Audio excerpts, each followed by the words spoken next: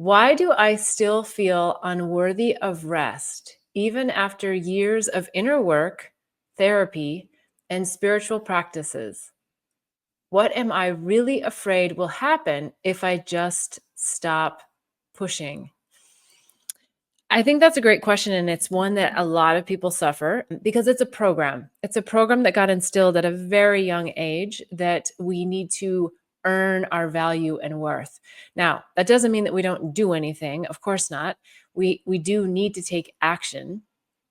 But when we come back to more inspired action, which is aligned with our purpose, we can start to see that we get energized from the things that we do as opposed to continually doing things that take away our energy and really drain us. And it feels like for you, that's really what's happening here is that you have this glitch, this program that thinks that resting is not a good thing. And it's simply because someone in your external world has told you this. There's a really wild story coming to mind because it's from so long ago. But I remember way back in my corporate life, I was in the corporate offices outside of New York City, and one of my colleagues said that she just was going to take a break. She made a commitment to take a break and sit and look at a magazine for a few minutes just to kind of reground and to get out of the craziness. And I thought, wow, that sounds like such a great idea. And yet, when one time when I walked by, I was like, oh, well, how does she have time to do that? Or, gosh, she looks really disengaged, So I started to witness myself even make judgments of her. Like, how could you just sit there? Like, there's so much going on. And then at one point, I remember the CEO walked by and that a similar feeling came through of like, what are you doing? And so I think there's also an element of discernment sometimes. I think what she was doing was perfectly fine, especially looking back now.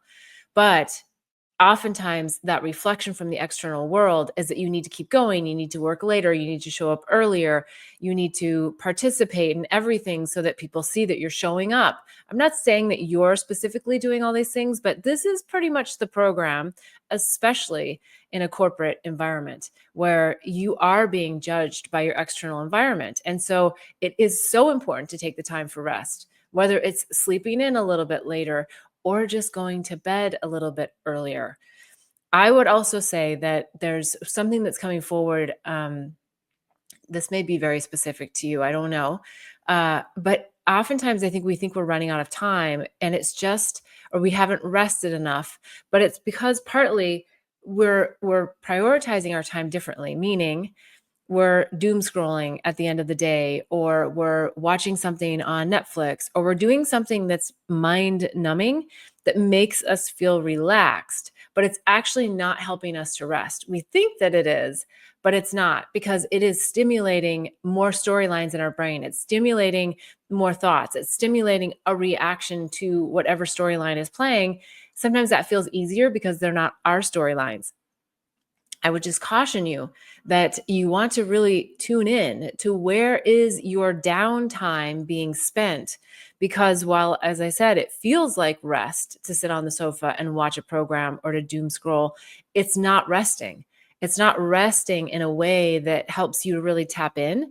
It's not resting in a way that helps you to really be in the word management of your own energy comes to mind. And so you really want to think about like, where do I need to use my own discernment? And whether it's at home or in the corporate office environment, how can I incorporate that, time to read a magazine just to calm myself? But maybe it's not the magazine, right? Maybe it's listening to a high vibe meditation. Maybe it's closing your eyes and just doing that 3-minute, 5-minute 10-minute pause. It doesn't have to be this long period of time. And when we pause, we recharge. And it's just an innate program that we have oftentimes in the collective that is, no, you got to keep doing. And that's not true. It's not the truth of pausing and the power of pausing and the power of coming back to center and the power of just really the stillness of our minds and doing it in practice. Even if you can do, there's a great app. It's not coming to me right now, but it's by Richard Rudd. And I also do this one. You can do it at 6 in the morning, 9, 12, 3, 6. And so you just pause, and there's a little button on there. You can do 3 minutes, you can do 10 minutes. And so the purpose of that is to start training your mind to pause and start rewarding your mind for pausing and getting that center. I think that alone will give you that rest that you're looking for. And it doesn't necessarily mean that you have to change something super dramatically.